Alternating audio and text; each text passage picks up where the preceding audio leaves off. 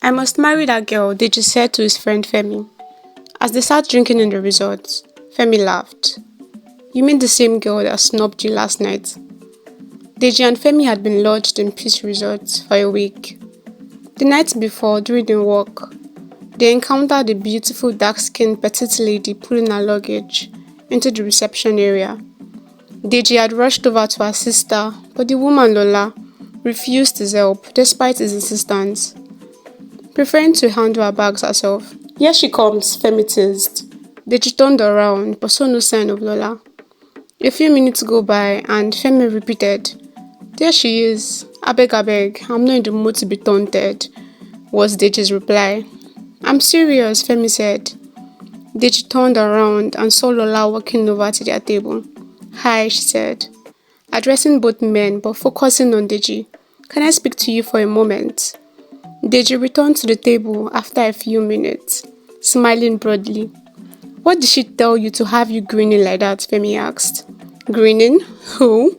Me? I'm not grinning, no.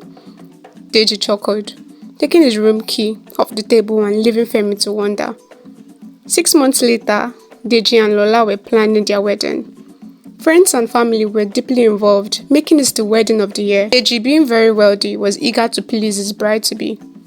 As the wedding drew closer, friends and family began traveling into Lagos, lodging in their paid rooms. During a close friends get-together, someone suggested playing truth or dare. When the bottle spun and landed on Lola, she was asked to share how she and Deji became an item. Well, Lola started, laughing and holding Deji's hand under the table.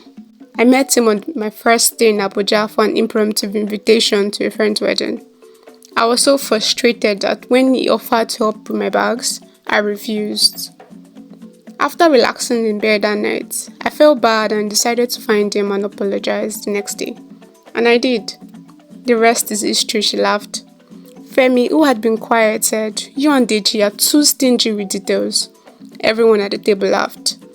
5 years later, Deji and Lola still had no children.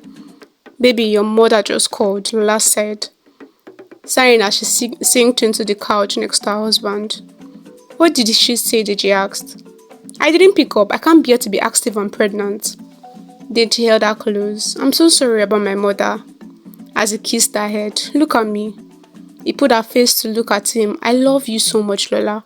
With or without a child, you will always be my baby girl. Lola smiled, but soon frowned. I know, baby. It's not about you. Even my mother calls about my younger siblings and cousins getting pregnant. I keep taking medical tests every month, but nothing is wrong with me. I've asked you to go with me several times, but you refuse each time. Shouldn't we be sure we're both okay? To know the next step to take. As she said this, tears began to stream down her face. There's nothing wrong with me. I'm tired of saying this over and over, Deji said, taking his car keys and driving off. That night, as Lola stayed up waiting for Deji, she fell asleep, only to be awoken by her phone ringing. Hello, she said into the phone. An excited voice screamed from the other end. Babes, I'm back in town. We have to see tomorrow, okay? Before Lola could reply, the call ended.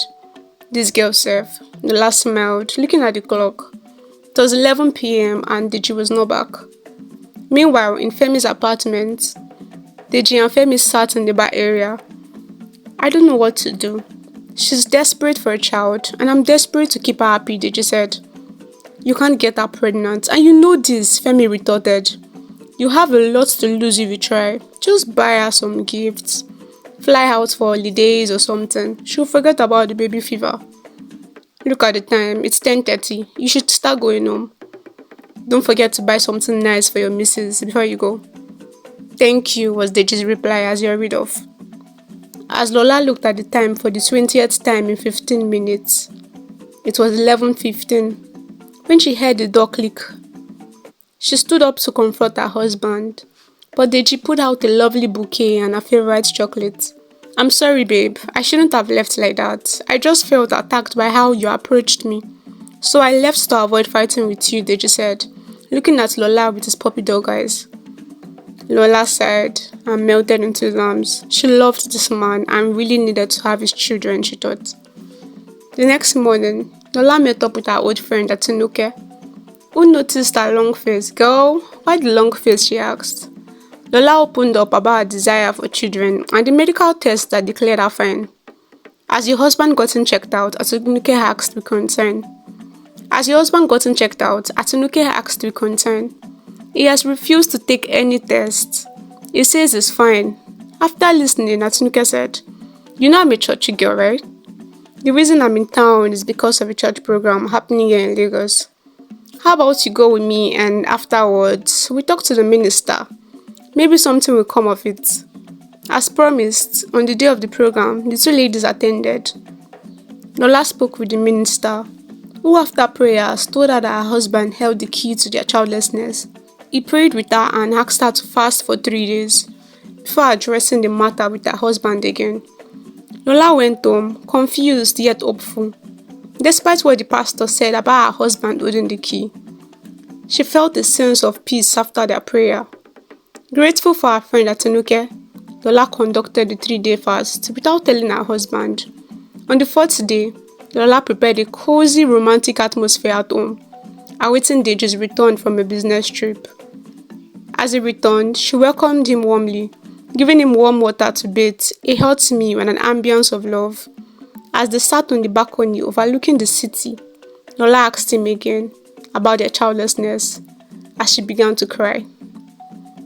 Touched by her tears, Deji confessed he was indeed behind their childlessness. After university, he struggled to secure a job and all his businesses failed. Femi had introduced him to a man who assisted him with money rituals. But shortly after marrying Lola and he had no children for 2 years, he realized something was wrong and returned to the man, who told him the only way to have children was to sleep with a mad woman, but he would also lose his wealth. He had not been able to bring himself to sacrifice his wealth or sleep with a mad woman, as that seemed impossible. But he was willing to do anything to make Lola happy. For months after the discussion, Lola was confused and couldn't imagine her husband sleeping with a mad woman. One day, as she was deep in thought while returning from work, she nearly hit someone on the road. Stopping to check, she realized it was a woman. As she reached for the woman's hand, she saw it was no ordinary woman, but a mad woman laughing hysterically. "I am so sorry," Lola said, holding the woman's hand despite the madness. The woman stopped laughing and started crying. Although scared, Lola touched her again. "Are you okay?" "I'm sorry," Lola touched her. "I almost hit you. I wasn't paying attention." The woman didn't pull back. Lola took her to a shade nearby and asked, "What is your name?" Moji," the woman replied before laughing hysterically again. Lola and Moji clicked. Lola visited Moji regularly, bringing food and listening to her despite not understanding most of her words. Contemplating the idea of Moji sleeping with her husband, Lola discussed it with Deji, who agreed as long as Moji was willing. One day, while hanging out with Moji, she surprisingly spoke like a sane person. "I want to go home with you," she said, tapping Lola. "Be me?" Lola asked, surprised. "Yes," Moji said, nodding. "You need my help, and I want to help you." Lola was too excited to think straight. She took Moji home, groomed her and cared for her. After some time, Moji got pregnant. Lola and Deji were happy, assuming it was their destiny to care for Moji's baby. Moji was loved by the couple and treated by his family. About 5 months after Moji got pregnant, Lola also became pregnant, signifying the annulment of Deji's ritual. Deji's businesses began to collapse. But fortunately for the couple, Lola was well-to-do before they married. The couple, who were not dedicated Christians, began attending church and gave their lives to Christ, taking Moji to services and any deliverance session they heard of. As Moji's delivery date approached, she delivered her baby. Regaining her sanity immediately upon hearing her baby's cry, everyone was surprised to hear she knew who Lola and Deji were. She explained how she had been cursed with madness by her stepmother, who disclosed that she would only be sane after having a child. Deji and Lola apologized to Moji for using her for their personal reasons, and Moji officially became part of the family, as Lola insisted Deji married Moji. Lola also gave birth to twin boys, as Moji had twin girls. the two families lived in harmony, forming an unconventional but loving household. Deji and Lola's wealth, which had dwindled, did not stop their home from overflowing with laughter, love, and the sounds of their growing children. As the twins grew up, they considered each other siblings rather than step-siblings. Lola and Moji shared the responsibility of motherhood, finding strength and companionship in their bond. One evening, as the family gathered for dinner, Deji stood up to make an announcement. "Everyone, I have something to share," he said. His voice filled with a mix of excitement and nervousness. "I've been offered a new business opportunity. It's a chance to rebuild what we've lost. But this time, I want to do it the right way, with integrity and faith," he said. Lola reached for his hand, her eyes shining with pride and love. "We support you, Deji. We've learned that true wealth is in our relationships and not in material possessions." Moji nodded in agreement. "This family has been through so much, but we have come out stronger with God's guidance. We can overcome anything." That night, as the children slept, Deji, Lola, and Moji knelt down together in prayer. "Lord, we thank you for bringing us through our trials and for the blessings of our children." Deji prayed, "Guide us as we move forward and help us to honor you in all we do." The next few years saw the family thriving in new ways. Deji businesses built on ethical principles and hard work began to prosper. Lola continued to excel in her career, and Moji found joy in helping other women. The family opened a small community center offering support and resources for women and children in need. One day, as Lola was preparing for a community event, she received a call from Femi, Deji's old friend who they had cut off as he refused to change. "Lola, I have something important to tell you," he said, his voice trembling. "I have been struggling with guilt for years. I introduced Deji to the man who had led them astray and I've been burdened by it." Lola listened quietly, sensing the weight of his confession. "Femi, we've all made mistakes. What's important is that you're seeking to make things right now." Femi sighed in relief. "Thank you, Lola. I want to help your community center in any way I can. It's time I give back and make amends." As Femi began to volunteer and donate to the community center, he found a renewed sense of purpose. The once cheerful bachelor discovered the joy of service and the importance of redemption. The years rolled by, and one evening, as the family sat around, the children asked to hear the story of how their families came together once again. Deji began. "It all started at the resort, where I saw a beautiful woman who ignored me." The children listened in rapt attention, their eyes wild with wonder and laughter. As the story unfolded, Deji paused to reflect on the journey they had taken. In the end, love, faith, and forgiveness brought us through. We have learned that no matter how dark the path is, there is always light when we turn to God. Moji added, "And remember, no matter what you face, always trust in God's plan. It can turn our greatest struggles into our biggest blessings." The Bible verse for this story is taken from 1 Peter 4:8, which says, "Above all, love each other deeply because love covers over a multitude of sins." This passage beautifully encapsulates the essence of this story, highlighting how love, faith, and forgiveness can overcome even the most challenging obstacles, bringing about transformations and new beginnings. The moral lessons that I have from this story are: 1. True wealth lies in relationships.